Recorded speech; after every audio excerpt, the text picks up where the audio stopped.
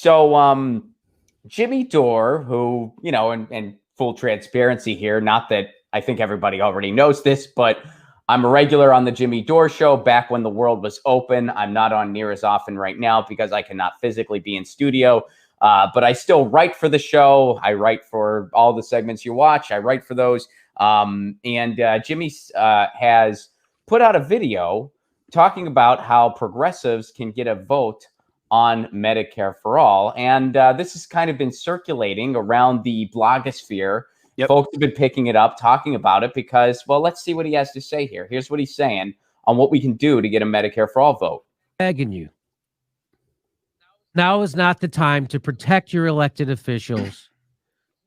Please pressure the progressive elected officials in Congress to please withhold their vote for a speaker and get us a vote on Medicare for all. And make me eat every word I've ever said about the squad and their strategy of pushing the Democratic Party. That's the other incentive he throws to people. He's like, I'll eat my words.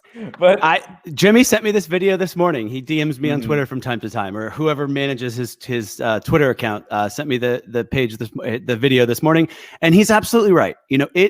Nancy Pelosi runs the Democratic Party the same way that Mitch McConnell runs the Republican Party. They run it like authoritarians. They don't actually seek consensus. Pelosi actually doesn't care what the majority of the base of her party thinks, because the majority of Democratic voters overwhelmingly support Medicare for all. The last poll I checked, 88% of Democratic voters support Medicare for all, and 70% of all voters in the country, Republicans, Democrats, and independents, support Medicare for all. So when you have a policy that is broadly popular throughout the nation, yet we can't even get a floor vote on it in the House of Representatives, when the Democratic Party, the party that is supposed to, quote unquote, represent the people, it's blasphemous. And so Jimmy Dore is absolutely right. It is time. I support the squad. I'm one of those progressives who believes that we need a two-tiered strategy, that, we need to keep, supporting those who want to change the system from within. But I also think that's not enough anymore. Right. We saw, we added Jamal Bowman and Cori Bush this past cycle. But if you really are honest with yourself, we're now up to maybe 8 true progressives in the House. And when there's 435 seats in Congress, somewhere in there, and you only have 8 true progressives, we are in a very dangerous place. And so we need those progressives who are in the party to actually use their power to pressure Nancy Pelosi. So I'm fully on board with that. In addition, I believe we also need to, pressure from the outside, with the Movement for a People's Party, as you touched on when you introduced me. But as far as pressuring AOC and the squad to exert their power and use their power to help the people and get a floor vote on Medicare for all, I am so on board with this new project from Jimmy Dore, and I 100% support it. So, and to be clear for everyone watching and listening, so what Jimmy's calling for here, and a lot of other people have echoed it as well, because it is a good idea, is the progressives need to basically say, hey, we're not going to vote for you, Pelosi. We're not. They're going to bring this vote. It could happen as early as January 3rd, the vote for speaker. And if progressives say, hey, we're going to withhold our vote for you unless you give us a vote on Medicare for all, that's a fair strategy. The number that Jimmy's floated around is 15, because if you subtract 15 from 222, which is the number the Democrats have, it brings them down to the number Republicans have. So that's kind of the strategy there, which would work. Now, Mark Pocan, or Pocan, however you say his name, the guy from Wisconsin, he has already responded to this, because Jimmy sent me the video because I wrote for it. Mark Pocan has responded to this idea. And of course, he doesn't want to do this. Now, his excuses, and they are incredibly shitty excuses. His first thing was the 15 number. He's like, well, that 15. I mean, I don't know. Where are you getting at? Where are you getting? It's like, well, you know where we're getting it. If you subtract 222 minus 15 is the same number of Republicans. That's how it works. That's where you're getting the number there. And the whole point is, if enough progressives withhold their vote, which there's a bunch of people in the progressive caucus, then Nancy Pelosi would have to give a vote on Medicare for all. So by picking on the 15 number, you're just really splitting hairs and desperately grasping for straws. The other excuse he gave was he goes, well, it probably wouldn't pass. It might not pass. It won't pass. Yeah, dude. But here's the thing. You make these people go on record during a pandemic denying healthcare to people. And on the record, even if we weren't in the pandemic, which we are, but even if we weren't, they're still having to go on record denying something 70% of the country wants. So not only are they thumbing their nose at public opinion, which is a big whammy there, double whammy, you're denying people healthcare during a pandemic. Make these parasites go on the record. Yeah, and it's also a way to hold these leaders accountable who think they're above reproach and above, they think that they can, Pelosi thinks she can do whatever she wants and suffer no consequences.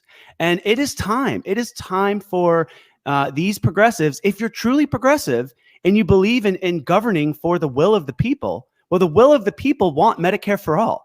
And so it is time for, AOC and Ilhan Omar and Rashida Tlaib and Ayanna Pressley and now, Jamal Bowman and Cori Bush. It's time for them to challenge Pelosi. And I think this is a fantastic way to do it. And I also think we need to be clear. The only reason that the Democratic leadership, that Pelosi and the party doesn't want to vote for Medicare for all, because although it will be good for the people, it'll be bad for their corporate donors. And the giant insurance corporations are one of the biggest donors to the Democratic Party. So that is the only reason we don't have a single payer healthcare system, that the party that is supposed to represent the people is actually representing their corporate donors, just like the Republican Party is. So essentially we have two corporate, capitalist parties that are working for Wall Street, giant corporations, and the billionaire class, and they're not representing the people. And that, in essence, is the problem with our government. That is why we have so much inequality in America and so much injustice in America. And that is why Jimmy Dore is 100% correct. He takes a lot of flack on from liberals and from neoliberals. And look, I welcome that flack. They've been giving me a lot of flack too, since I've been more outspoken and challenging these dinosaurs that we have in Congress. Your Twitter threads. Your Twitter threads. Because I have a lot of liberal followers. Should be studied in a freaking... wait, sorry, I didn't mean to cut you off. But it's like, your Twitter threads are like...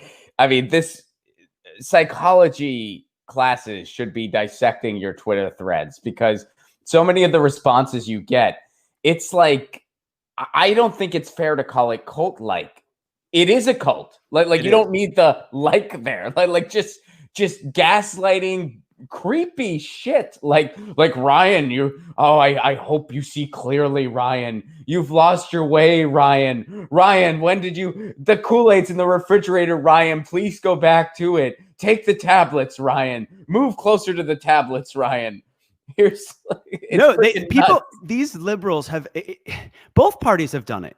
Both parties are built around this kind of cult of personality where, it's like the red team versus the blue team. And they don't even realize that, I think that Americans are so blinded by political partisanship that they can't see that both corporate parties are rigging the system against us. It truly, the liberals will watch, CNN or MSNBC, and, the pundits on those corporate networks will tell them that, Trump and conservatives, they're responsible for all the problems in this country. And then conservatives will watch Fox News, and Fox News will tell them, no, it's Nancy Pelosi and Joe Biden and the liberals. They're responsible for all the problems in this country. And so while each side is blaming the other, what ends up happening is the 99% is so busy fighting each other that they don't see that these corrupt politicians are rigging the system for the 1%, right? And that is, in essence, the problem that we have. Both echo chambers, both cults of personalities, both of these political parties, they don't represent the people, but they do a good job of getting their bases to be blindly obedient to these corrupt corporate parties, right? They don't want truly informed voters and educated voters. They don't want these voters to know how much money, both parties take from the giant insurance companies and big pharma and the defense industry and, the big oil companies. They want, people arguing about kind of more cultural issues and these wedge issues they use to divide us, so that we will continue to live under this kind of corporate duopoly. And while the billionaire class makes more and more money and these corrupt politicians make more and more money, And they're essentially, using our government to enrich themselves and their corporate donors. And we, the people, are paying the price. And so, I mean, I used to be more liberal. And so, a lot of my followers, they will come at me and for simply advocating for everyone in this country to have healthcare and future generations to have a habitable planet. They'll say things like, you must have a really bad drinking problem. And I'll be like, actually, no, I got sober 9 years ago, but thank you for thinking that. Or they'll say things like, you're crazy. You must have mental health issues. And it's like, yeah, thanks for equating, mental health with the fact that I want everyone in this country to get mental health care and have Medicare for all, so it's amazing to me the lengths that these kind of blindly obedient liberals will go to defend the Democratic Party and defend people like Nancy Pelosi and Joe Biden and Barack Obama, who are not working for the interests of the American people. And I think one other thing I need to say is I think that these corporate Democrats over the last 2 decades have actually done a really brilliant job of kind of baiting and switching the American people. And what I mean is they sedate the public with these platitudes of hope and change, right? Obama, look at someone like Obama. For 8 years, he sedated the public, with hope and change. And I think it confused a lot of people because meanwhile, while he's spouting these platitudes on television and telling these great stories, and Obama was a great orator and a great storyteller, as soon as they get off the camera, they go from spouting platitudes of hope and change to governing for Wall Street, giant corporations, and the ruling class. And so you have a party that, in essence, just provides lip service and platitudes and then governs just like the Republicans do. And we are in a moment in history where platitudes aren't enough. Platitudes aren't going to stop the racial injustice crisis. Platitudes aren't going to stop the economic inequality crisis. Platitudes aren't going to stop the climate crisis and the cost of healthcare crisis. And so they're not going to end the wars. They're not going to end the endless wars. And so we have massive problems in this country. And we've got the party that's supposed to represent the people, which just spouting platitudes and then governing for Wall Street. And those days are over. Like, fine, you did that for the last 40 years and got away with it, but you're going to try to pull that same status quo neoliberal BS in this moment when there's this much injustice and this much inequality. That's not going to fly anymore. So, I'm grateful for Jimmy Dore for getting out there and speaking up. And I'm grateful for you, for having a program that is actually educating the American people on what is truly going on here. Because if it wasn't for that, we'd have no true voice for the progressive movement. And we'd be continued to be suffocated by these empty platitudes that these comfortable liberals keep falling for. So call your congressperson, everybody. Call your congressperson. Tell them we want you to withhold your vote for Nancy Pelosi unless they force a vote on Medicare for all. And if your congressperson is one of those people not for Medicare for all, make it clear to them you want them to go on record as being against it.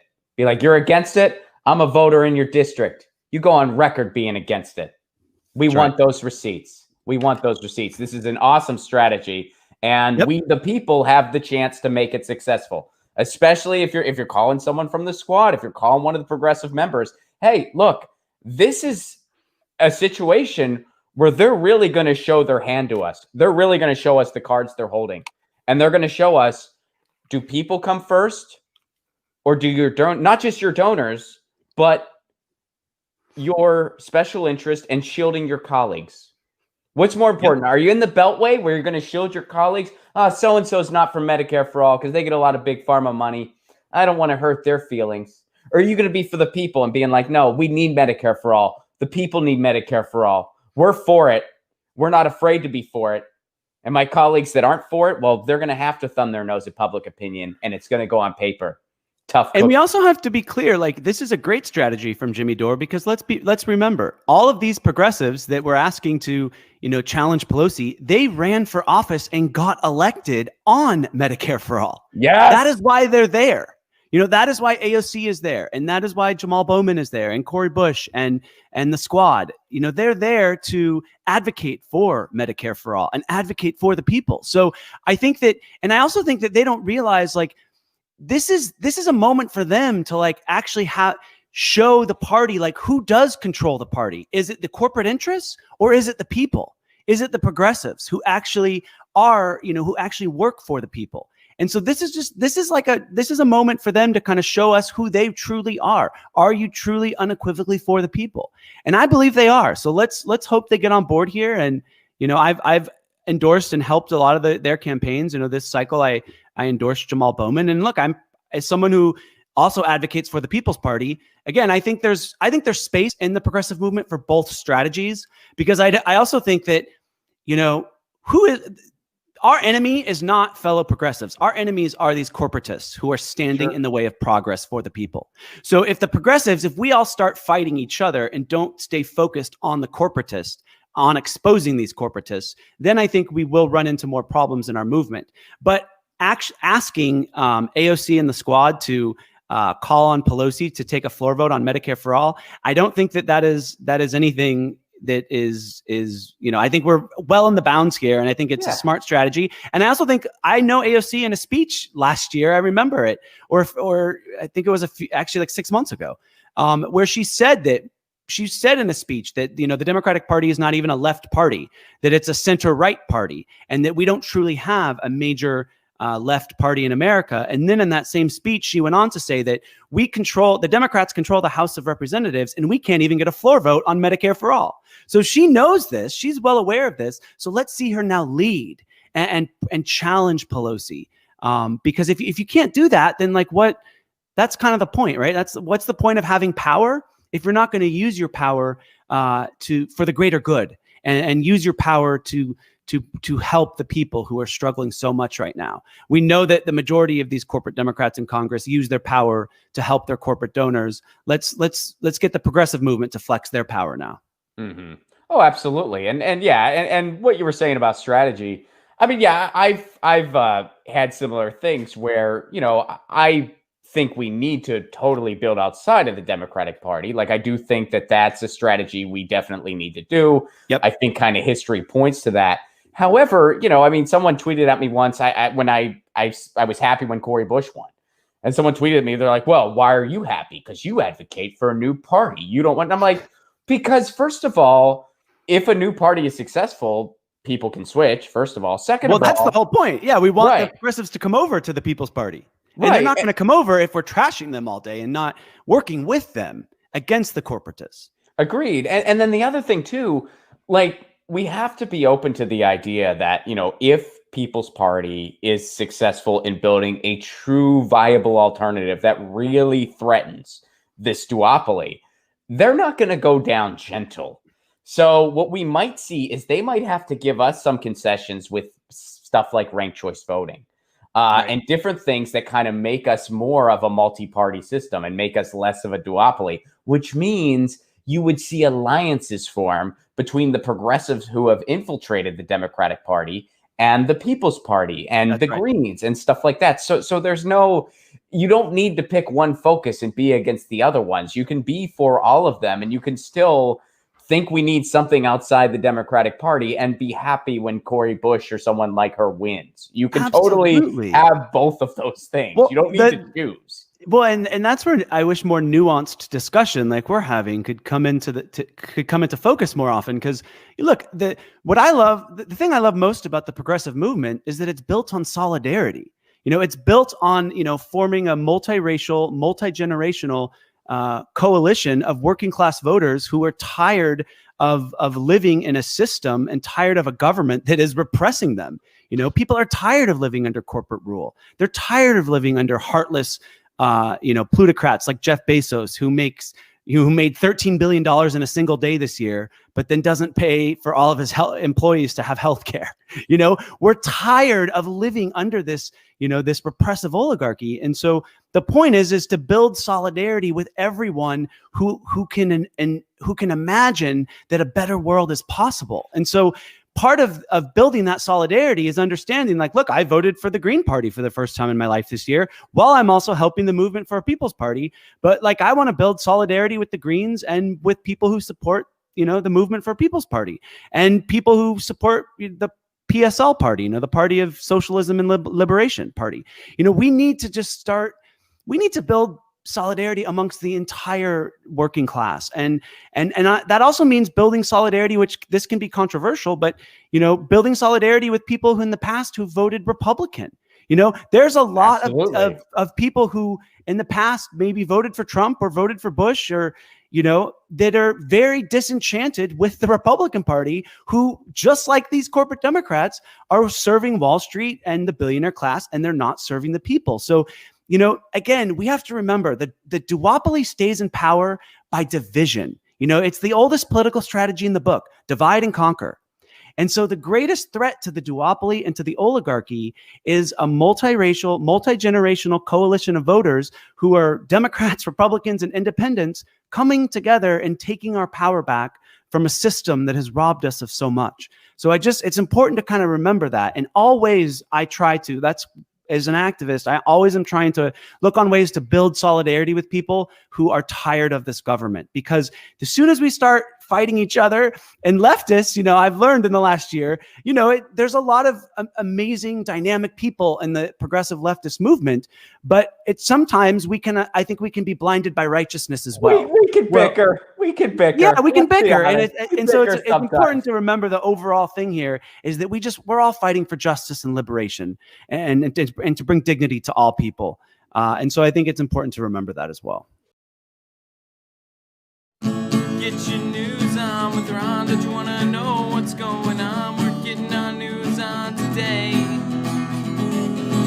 Get your news on with Ron. Don't you want to know what's going on? We're getting our news on today. Yeah, yeah, yeah. You can tweet me an article at Ron Placone. We'll go through it together and make it our own. Get your